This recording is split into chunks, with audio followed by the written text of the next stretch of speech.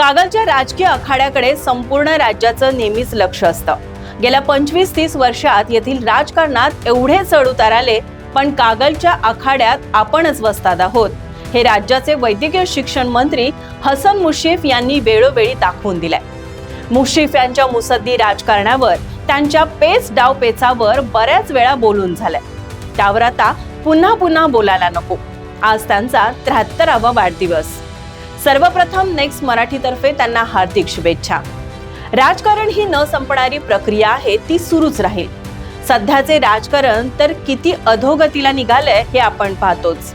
विद्रोह, द्वेष आणि हिंसेकडे तिची वाटचाल सुरू असताना सर्वसामान्य समाजाला, दीनदुबळ्या घटकांना केंद्रस्थानी मानून राजकारण करणारा एक संवेदनशील माणूस म्हणून हसन मुश्रीफ यांच्याकडे पाहावं लागेल। राजकारणापलीकडचा संवेदनशील माणूस, राजकारणापलीकडचा सामान्य कार्यकर्ता, सामान्यांचा तारणहार, वृद्धांचा श्रावणबाळ हीच त्यांची ओळख।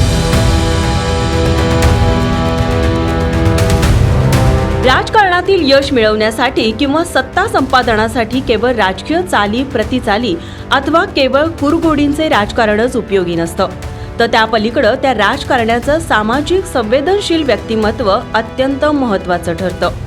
आत्मकेंद्री किंवा स्वतःभोवती घोटाळत न बसता निव्वळ सर्वसामान्यांचा, गरिबांचा विचार, त्यांचं सुखदुःख आपलं मांडलं तरच तो माणूस कोणत्याही क्षेत्रात यशस्वी ठरतो, तो सक्षम असतो।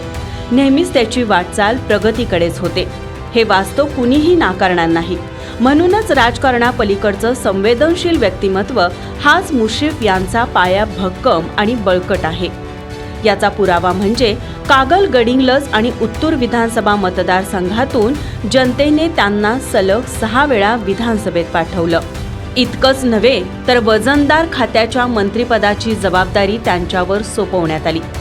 एवढी राजकीय घुसळण होऊन देखील मुश्रीफ यांचाच वरचष्मा का राहतो?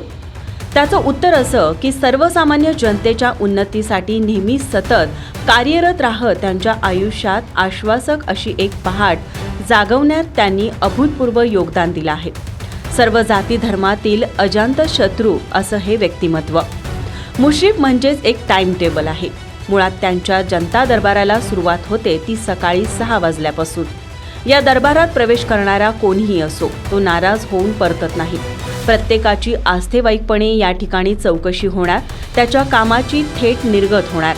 प्रसंगी योग्य कामासंदर्भात संबंधित अधिकाऱ्याला जाग्यावरूनच फोन लावला जाणार, गरज असल्यास पत्र देणार, ही त्यांची आश्वासक कार्यपद्धती।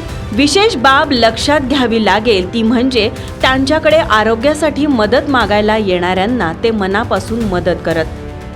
पेन्शन माझी पहिल्या पास होती आणि मध्ये आता 5 वर्षे बंद करली।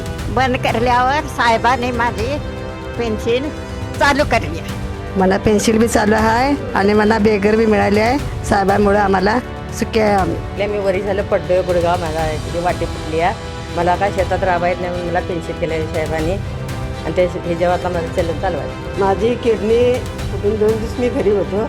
मला साहेबांनी नेऊन माझं ऑपरेशन करून मला आज या जागाला उभा राखलं। माझ्या भावाने मला आजपर्यंत आधार दिलाय आणि मला जगविलं। आम्ही एक दिवसाचा असा फोन दुपारी पेपर वाचत बसलो, पेशंट आला पालकरवाडीला, राधार तालुका।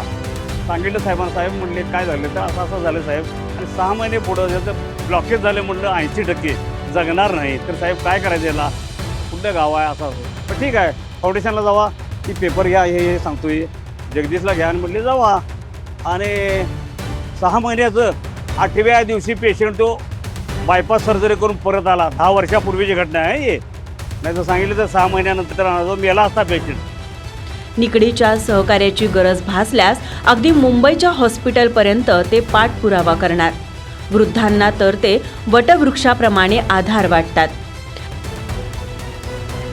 का फोन आलाय, फक्त गाडीत बसला देव अंडर कंट्रोल आणि कागल तालुक्यात आला। डॉक्टरला मला दार बंद केलंय, परत न्या म्हणतोय। लाता घातल्या 2 दाराव, दान दान दान, डॉक्टर नरच पळत आलं।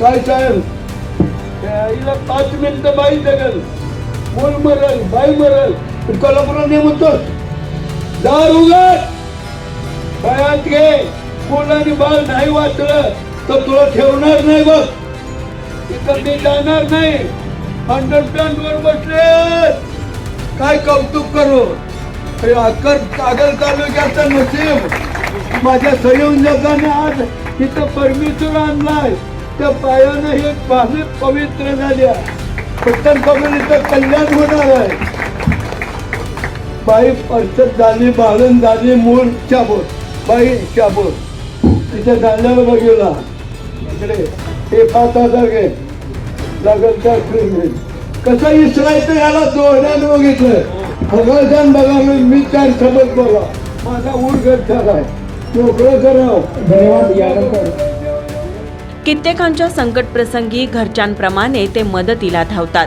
अशी अनेक उदाहरणे मतदारसंघात लोक देत असतात. म्हणूनच त्यांच्या दृष्टीने मुश्रीफ यांचा उल्लेख श्रावण बाळ म्हणून करतात. थोडक्यात या सर्व माध्यमातून त्यांनी निर्माण केलेला अफाट जनसंपर्क हेच त्यांचं शक्तिस्थान आहे. जनतेनेही त्यांना भरभरून दिले. एक सामान्य कार्यकर्ता ते राज्याचा मुरब्बी नेता, धोरणकर्ता हा त्यांचा राजकीय प्रवास निश्चितच अचंबित करणारा आहे. त्यांच्या सभोवती असणारे कार्यकर्त्यांचे कडेही त्यांची कवच कुंडल आहे. त्यांच्या पाठीशी ते खंबीरपणे उभे राहतात. राजकारण म्हटलं की अनेक चढ उतार आले, ते कुठल्याही नेत्याला चुकत नाहीत. मुश्रीफ यांनाही अनेक वेळा अशा वादळातून वाटचाल करावी लागली.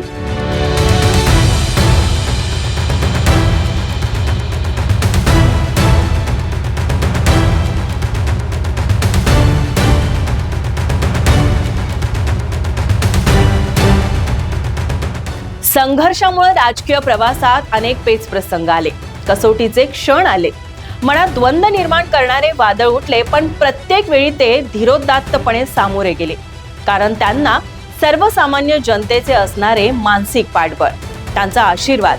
त्यांच्या वाढदिवसाच्या निमित्ताने आपल्याला एवढेच म्हणता येईल की हसन मुश्रीफ म्हणजे एक संवेदनशील राजकारणी, सामाजिक जाणीव असणारा माणूस, सर्वसामान्यांचे नाळ जोडलेले व्यक्तिमत्व.